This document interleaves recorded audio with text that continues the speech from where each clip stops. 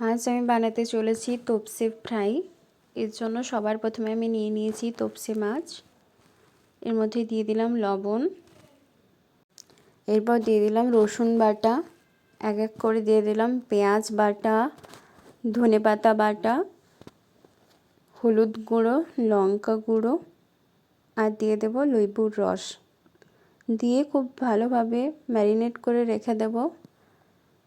এবার আমি নিয়ে নিয়েছি বেসন, আর এর মধ্যে দিয়ে দেবো চালের গুঁড়ো, কালো জিরে,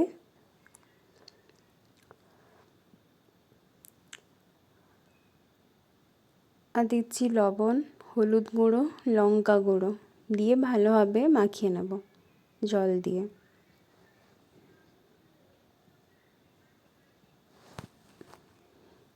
দেখতেই পাচ্ছেন আমার ব্যাটারটা রেডি হয়ে গেছে। এবার কড়াইতে সর্ষের তেল গরম করতে দিয়ে দিচ্ছি।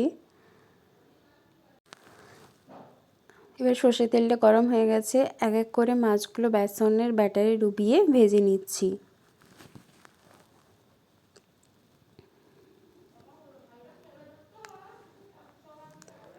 এক পাশ হয়ে গেছে, এবার আমি মাছগুলো উল্টে পাল্টে ভেজে নেব। রেডি হয়ে গেছে আমাদের তোপসে ফ্রাই।